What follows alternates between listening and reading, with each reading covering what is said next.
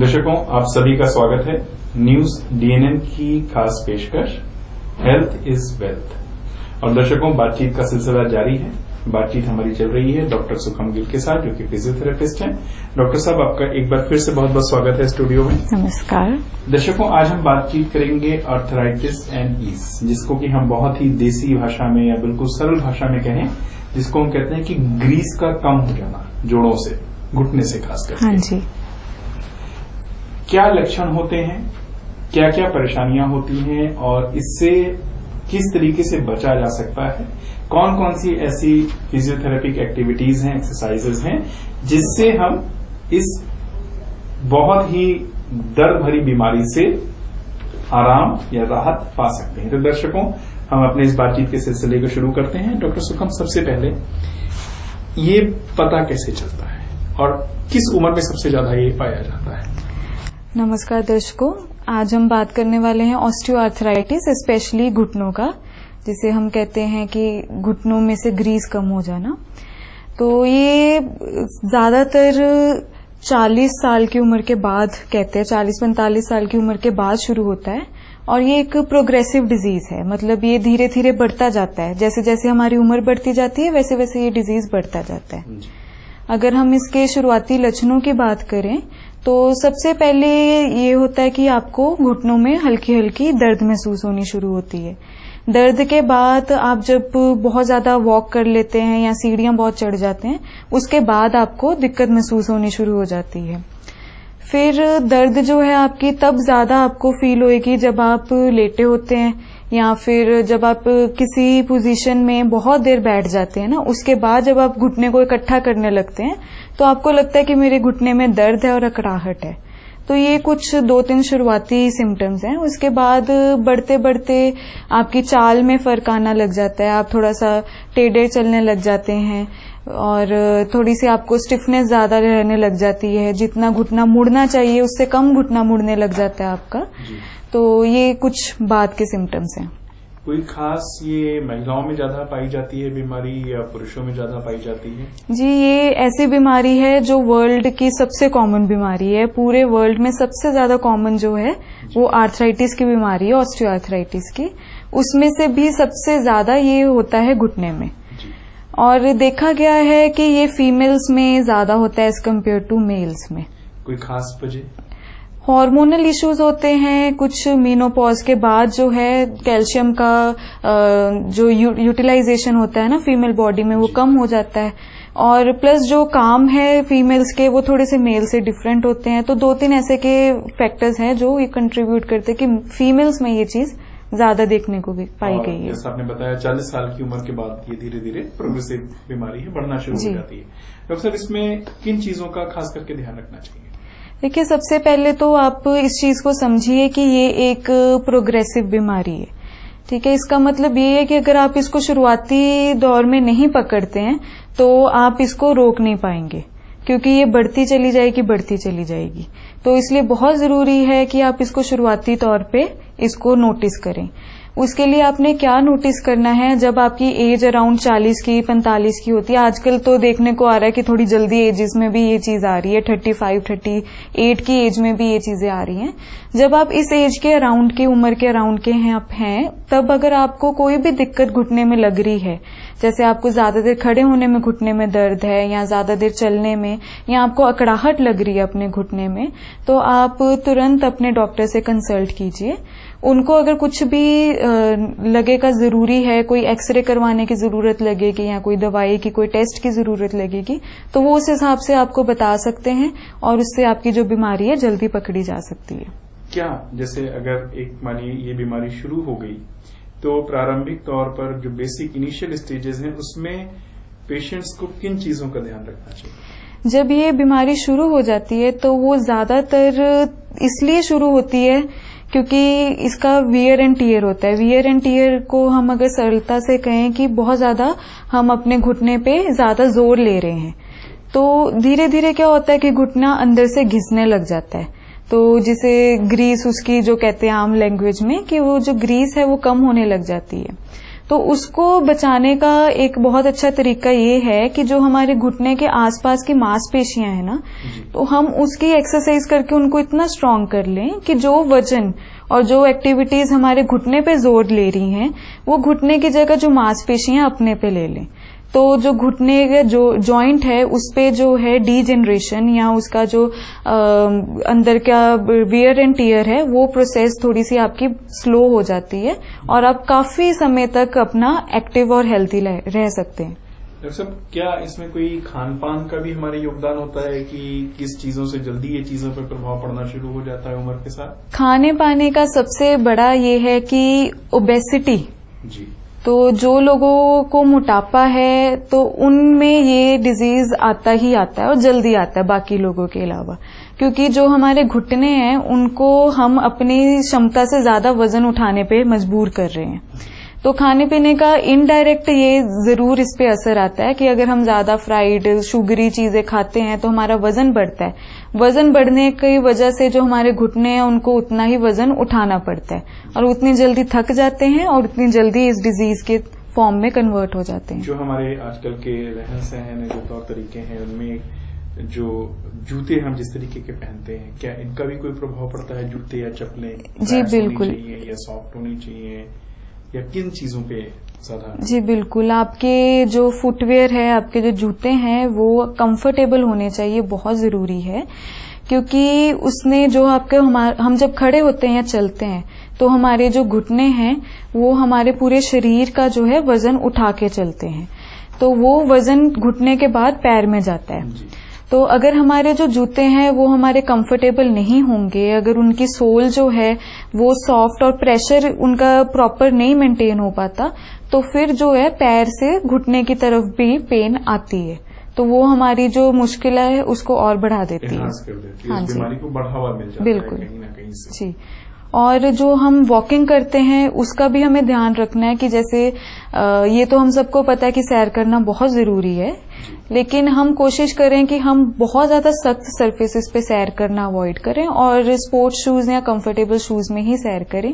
इसका बहुत ज्यादा और सीधा असर हमारे घुटनों पे पड़ता है कि हम किस सरफेस पे सैर कर रहे हैं और किन फुटवेयर में सैर कर रहे हैं। जो हमारे हील्स वगैरह डाली जाती हैं, जनरली लेडीज डालती हैं, क्या इससे भी हमारे उस पर जोर ज्यादा पड़ता है या वो आराम देती हैं उसमें चीज में? जी बिल्कुल, जो हमारी हील्स हैं वो जैसे जिस हिसाब से हमारा वजन जाना चाहिए पैरों में वो चेंज कर देती हैं।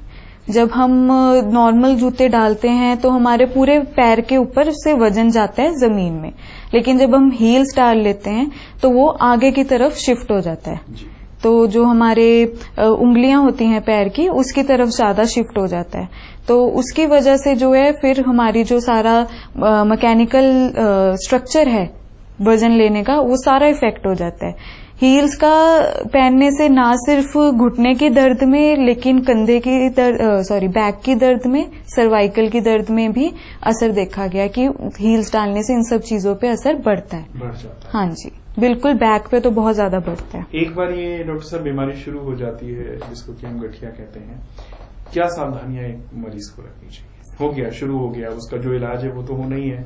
फिजियोथेरेपी की नजर से आप क्या चीज सलाह देते हो हमारे दर्शकों को? फिजियोथेरेपी की नजर से यही है कि जो आप कुछ पहले तो अपनी लाइफ में मॉडिफिकेशंस करें। सबसे पहली चीज, अगर आपका वजन ज्यादा है तो आप वेट लॉस करें। वेट लॉस करने के लिए आप अपनी डाइट को कंट्रोल कीजिए और एरोबिक एक्टिविटी कीजिए।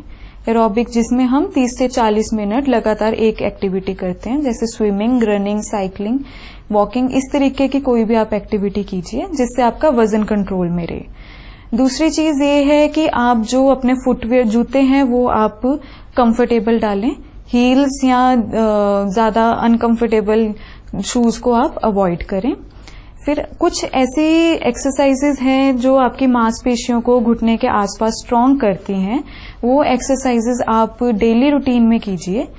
ये माना गया है कि अगर आप एक्सरसाइज छोड़ देते हैं तो जो आपको फर्क पड़ा होता है वो 6 महीने तक रहता है, उसके बाद फिर से आपको दिक्कत आनी शुरू हो जाती है इस तरीके की बीमारी में। तो अगर आप चाहते हैं कि आपको निजात रहे इससे और ये डिजीज आगे प्रोग्रेस ना हो, तो आपको अपनी रोजमर्रा की जिंदगी में इसको एक भाग्य बनाना पड़ेगा, एक हिस्सा बनाना पड़ेगा एक्सरसाइज करने का। बहुत ही आसान होती हैं, आपको 5 से 7 मिनट लगते हैं, सिंपल होती हैं। आप अपने फिजियोथेरेपिस्ट से कंसल्ट करेंगे, वो आपको समझा देंगे। तो वो एक्सरसाइजेज आप डेली रूटीन में करिए ही करिए। अगर आप करते रहेंगे तो आपका ये डिजीज ना सिर्फ आप कम होगा, लेकिन आगे तो बिल्कुल भी नहीं बढ़ेगा। फिर जनरली जैसे दर्द होता है तो हम लोगों की एक आदत है, जो कि पहले भी हमने आपके साथ बातचीत में प्रश्न करे हैं, कि लोग सिकाई कर लेते हैं, कोल्ड आइस पैक्स रख लेते हैं। तो आप क्या इसमें प्रेफर करते हैं कि अगर गठिया की प्रॉब्लम है तो पेशेंट को क्या करना चाहिए? आइस पैक यूज करना चाहिए या हॉट पैक यूज करना चाहिए, या बिना सलाह के कुछ नहीं यूज करना? मैं तो यही कहूंगी कि बिना सलाह के कुछ नहीं यूज करना चाहिए, क्योंकि अगेन इसमें भी ग्रेड्स होते हैं। हमारी कोई भी बीमारी होती है उसमें अलग अलग स्टेजेस होते हैं, ग्रेड्स होते हैं। तो इसके शुरुआती में कई बार क्या है, सोजिश बहुत ज्यादा आ जाती है घुटने में। तो सोजिश में हम ज्यादा प्रेफर करते हैं कि हम आइस पैक यूज करें, लेकिन खुद मरीज को नहीं पता चलता है कि उसको सोजिश है कि नहीं है। तो इसलिए कई बार सोजिश में वो हीट पैक ले लेते हैं, तो उनकी सोजिश और बढ़ जाती है, दर्द और बढ़ जाती है। जब बहुत पुराना हो जाता है डिजीज, तब क्या है कि हमें सिकाई से ज्यादा आराम मिलता है। तो कई बार तब सुन के, दूसरों की बातें सुन के हम आइस पैक ले लेते हैं, फिर हमारी स्टिफनेस बढ़ जाती है। इसलिए ये तो हॉट लेना है कि आइस लेना है, ये आप अपने डॉक्टर या फिजियोथेरेपिस्ट से ही कंसल्ट करके लें। ऐसे अपने आप से लेंगे तो शायद आपको थोड़ा बहुत नुकसान कर सकता है। किसी को एकदम से एक्यूट पेन शुरू हो जाता है जी, और वो इस पोजीशन में नहीं है कि वो डॉक्टर को अप्रोच कर पाए या फिजियोथेरेपिस्ट को अप्रोच कर पाए, 8-10 घंटे का उसके पास रात का समय है या कहीं ट्रेवलिंग में है, तो उस केस में क्या करना चाहिए? देखिए, अगर अचानक से दर्द शुरू हुई है तो आपको आइस लेनी चाहिए जी। आइस लेके और उसको रेस्ट दीजिए। हो सकता है कि आपको कोई इंजरी हुई हो, हमें कई बार नहीं पता चलता, हमारा कई बार पैर मुड़ जाता है थोड़ा बहुत, तो उससे क्या हो जाती है, सोजिश आ जाती है, यहाँ इंटरनली हमारी स्टिफनेस हो जाती है। तो उसके लिए आप अगर इमीडिएटली आपको इंजरी हुई है, ये हमारी ऑस्टियोआर्थराइटिस से रिलेटेड नहीं है, अब जनरल हम बात कर रहे हैं कि कभी भी एकदम से अगर आपको दर्द कहीं शुरू होती है तो आप कोशिश कीजिए कि आइस पैक लीजिए। और अगर अपना आर्थराइटिस की बात करें, हम गठिया की बात करें, अगर किसी को अचानक से रात में दर्द शुरू हो जाए या कहीं ट्रेवलिंग में हो बंदा, उसको दर्द शुरू हो जाए, तो उस केस में उसको क्या करना चाहिए सर? उस केस में उनको अगेन आइस ले सकते हैं, वो बर्फ का लेनी है आपने 10 मिनट। उसके अलावा क्या है ना, आप अपने घुटने को थोड़ा सा बांध लीजिए। वैसे तो कई तरीके के प्रोडक्ट्स आते हैं, नी कैप्स आते हैं मार्केट में, उनको हम लंबे समय के लिए इस्तेमाल करने के लिए नहीं कहते हैं, क्योंकि आदत पड़ जाती है उसकी। लेकिन हाँ, जैसे अगर आपको एकदम से कोई ऐसी दिक्कत आई है तो आप नी कैप डाल सकते हैं या गर्म पट्टी बांध सकते हैं या उसको किसी भी तरीके से सपोर्ट कर सकते हैं, और आप उसको रेस्ट दीजिए, उस पर वजन कुछ टाइम के लिए मत डालिए। और अगर कोई पेशेंट फिजियोथेरेपी के लिए जाना चाहता है तो डॉक्टर साहब, इसमें अगर किसी को पेन चल रहा है, तकलीफ बढ़ चुकी है, तो कितना टाइम लग जाता है उसको फिजियोथेरेपी में रिकवर करने के लिए? ये फिर से उनके ग्रेड के ऊपर डिपेंड करता है। अगर आप डॉक्टर के पास जाएंगे तो आपको वो शायद एक्सरे करवाने को बोलेंगे। एक्सरे से भी काफी हमें पता चल जाता है कि घुटना कितना डैमेज्ड है, वो कितना डैमेज्ड है। कई बार ये ऐसा होता है कि हम एक्सरे देखते हैं लोगों के जिसमें घुटना डैमेज्ड होता है, लेकिन लोगों को कोई तकलीफ नहीं होती है। तो इसलिए हम जो है इंडिविजुअल को या एक इंसान को उसकी तकलीफ के अकॉर्डिंग ही ट्रीटमेंट देते हैं। तो इसलिए कभी भी हम ये नहीं सोचते हैं कि ये इस स्टेज में है तो इसको इतना टाइम लगेगा। हर कोई इंडिविजुअल है, किसी को बहुत जल्दी पिकअप कर लेते हैं, बहुत जल्दी ठीक हो जाते हैं, किसी को वक्त लगता है। हम एक पेशेंट को उसके ही तरीके से चेक करके, हर किसी का अपना एक अलग बिहेवियर है, टेंडेंसी है, उसकी बीमारी उसके हिसाब से ही उसके रिस्पॉन्ड करता है जी। और इसका यही है कि हम उसको प्रोग्रेस करने से रोकते हैं। तो वो रुकावट तभी आएगी अगर हम एक्सरसाइज करें, जिससे ये स्टिफनेस कम हो और आपकी जो मांसपेशियां उसमें ताकत बढ़े। और कुछ हमारे दर्शकों को आप बताना चाहते हैं इसके बारे में सर? देखिए, ऑस्टियोआर्थराइटिस नी आजकल बहुत ही कॉमन हो गया है। तो ये हर जेंडर में, ज्यादा फीमेल्स में है लेकिन हर जेंडर में आजकल देखने को मिल रहा है। तो आप 4-5 चीजों का हमेशा ध्यान रखें। सबसे पहली बात ये है कि आप अपने वजन का ध्यान रखें, उसे बढ़ने ना दें, क्योंकि ना सिर्फ ऑस्टियोआर्थराइटिस ऑफ नीज करता है, घुटने की प्रॉब्लम करता है, लेकिन वजन वैसे भी बहुत सारी दिक्कतें देता है। दूसरी बात ये है कि आप अपनी जो वॉकिंग है या अपनी एरोबिक एक्टिविटी है वो करें, कंफर्टेबल शूज में करें और ज्यादा हार्ड सर्फेसिस पे आप उसको अवॉइड कीजिए। 40 से 45 मिनट आप डेली एक्टिविटी करेंगे तो आपके घुटनों में बहुत आराम आपको फील होगा। और तीसरी बात ये है कि आप अपनी जो है एक्सरसाइजेस वो कंटिन्यूअसली करें, अपने रूटीन में उसको अपना इम्पोर्टेंट हिस्सा बना के करें। 5 से 7 मिनट अगर आप अपने घुटनों के लिए निकालेंगे तो घुटने आपको लंबे दौर तक लेके जाएंगे।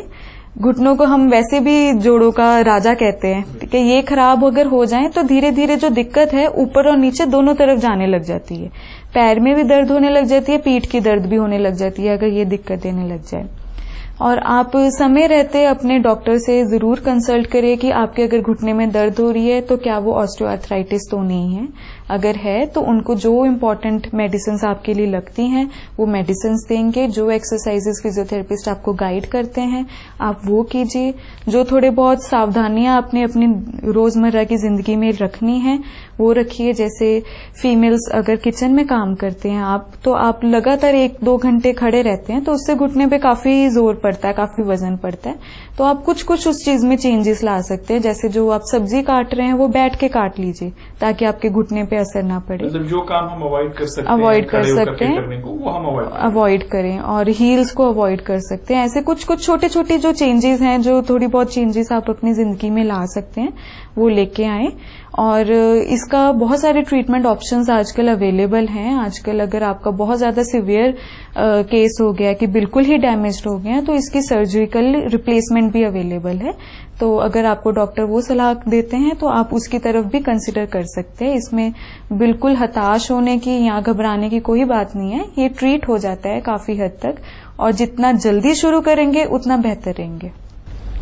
दर्शकों, हम उम्मीद करते हैं कि जो घुटनों की प्रॉब्लम है, जिसको कि हम ग्रीस की प्रॉब्लम कहते हैं, ग्रीस खत्म होने की बात करते हैं, जो डॉक्टर सुखम से हमारी बातचीत हुई है उससे जरूर आपको कहीं ना कहीं एक आश्वासन मिलेगा कि ऐसी बीमारी नहीं है जिसको कि हम नियंत्रित ना कर सकें या जिसका कोई इलाज ना हो।